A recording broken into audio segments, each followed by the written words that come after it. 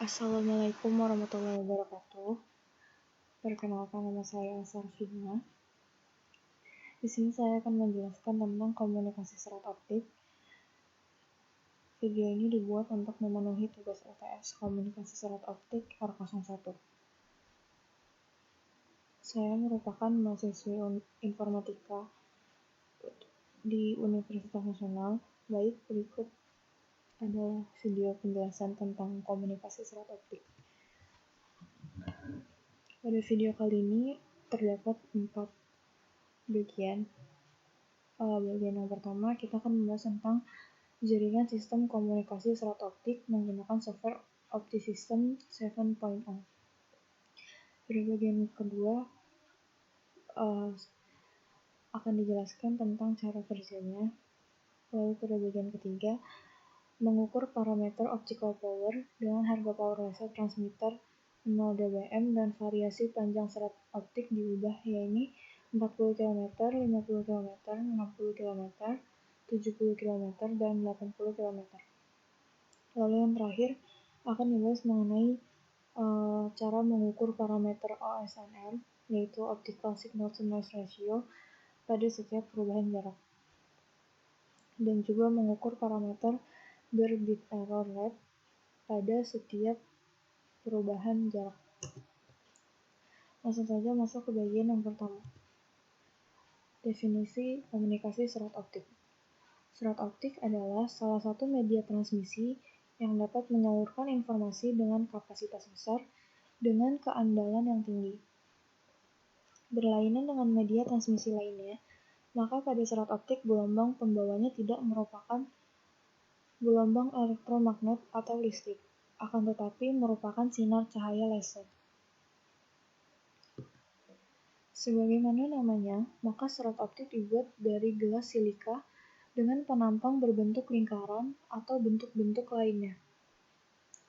Pembuatan serat optik dilakukan dengan cara menarik bahan gelas kental cair sehingga dapat diperoleh serabut atau serat gelas dengan penampang tertentu. Proses ini dikerjakan dalam keadaan bahan gelas yang panas. Yang terpenting dalam pembuatan serat optik adalah menjaga agar perbandingan relatif antara bermacam lapisan tidak berubah sebagai akibat tarikan. Proses pembungkusan seperti pemberian bahan pelindung atau proses pembuatan satu ikat kabel yang terdiri atas beberapa buah hingga ratusan kabel pengerjanya tidak berbeda dengan pembuatan kabel biasa. Pada bagian kedua ada point-to-point method. Point-to-point adalah salah satu komputer atau perangkat yang disambungkan ke satu perangkat atau komputer saja, baik menggunakan perangkat wireless maupun penggunaan kabelan saja. Kelebihan dan kekurangan point-to-point method. Kelebihannya yaitu mudah menghubungkan antara komputer karena tidak membutuhkan software khusus dan tidak membutuhkan administrator jaringan. Kekurangannya adalah tidak mungkin diimplementasikan pada jaringan dengan banyak komputer dan tingkat keamanan yang rendah. Analisis point-to-point. Point-to-point memiliki prinsip kerja yang sangat sederhana, yaitu menghubungkan antara pemancar atau trigger dengan penerima atau receiver menggunakan konsep single core. Civil laser sebagai sinar transmisi dalam bentuk gelombang yang berfungsi sebagai penghantar data. User-defined bit generator untuk memasukkan bit yang dikirimkan dan terhubung. NRZ pulse generator sebagai pembangkit pulsa NRZ, lalu diteruskan ke Mach Zehnder dan sumber cahaya laser. Di dalam modulator gelombang diolah dan diteruskan melalui jalur fiber optik atau optical fiber hingga gelombang diterima oleh fotodetektor pin dan diteruskan kepada 3R regenerator untuk memisahkan jenis gelombang yang selanjutnya akan diterima oleh BER, Bit Error Rate Analyzer. Berikut adalah desain rancangan point-to-point method.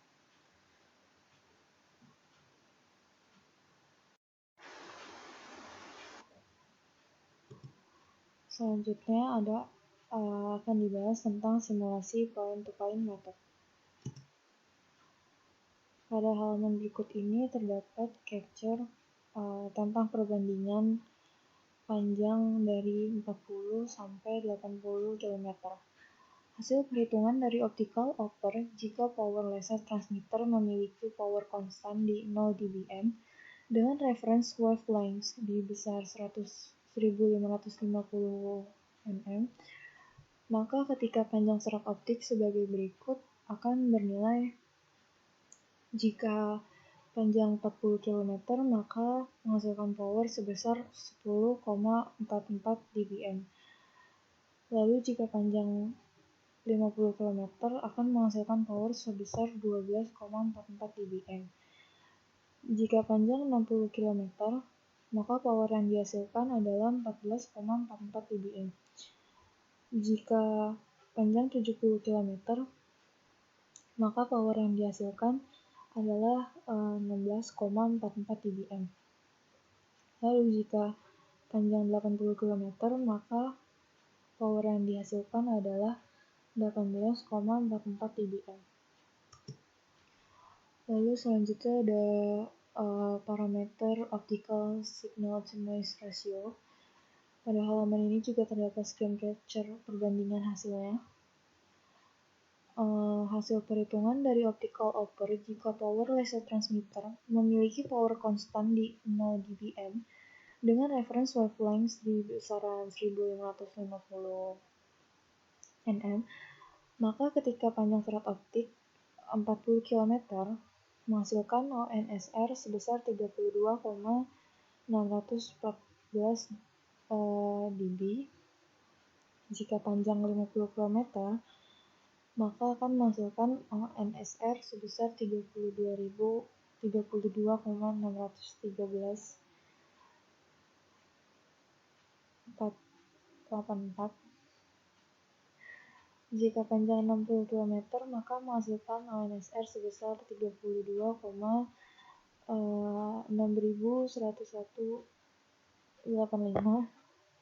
Jika panjang 70 km, menghasilkan ONSR sebesar 32,611,542. Jika panjang 80 km, maka akan menghasilkan ONSR sebesar 32.611 dB. Lalu selanjutnya ada lagi parameter ONSR hasil dari bit error rate. Ini ada dua capture, yaitu ada bit error rate yang pertama dan bit error rate yang kedua. Hasil perhitungan dari optical upper jika power laser transmitter memiliki power konstan di 0 dBm dengan reference wavelength di besaran 1550 nm, maka ketika panjang serat optik 40 km akan menghasilkan BER sebesar 2,2055. Jika panjang 50 km, BER yang dihasilkan adalah 4,359. Lalu jika panjang 60 km, BER yang dihasilkan adalah 4,6. Lalu jika panjang 70 km, BER yang dihasilkan adalah 1,232. Dan jika panjang 80 km, maka BER yang dihasilkan adalah 1,00.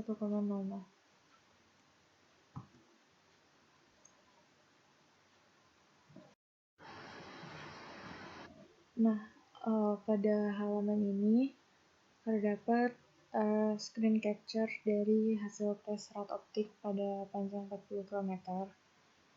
Lalu untuk dapat menampilkan parameter BER analyzer dan optical spectrum analyzer, yaitu dengan cara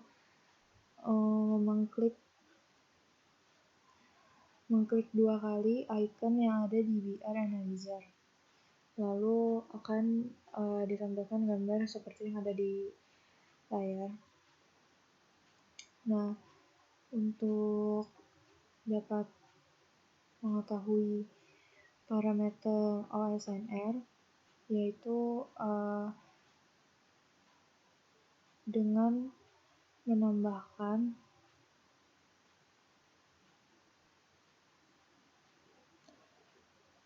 dengan menambahkan terlebih dahulu BR Analyzer, lalu klik 2 kali, maka akan menampilkan gambar seperti yang ada di layar.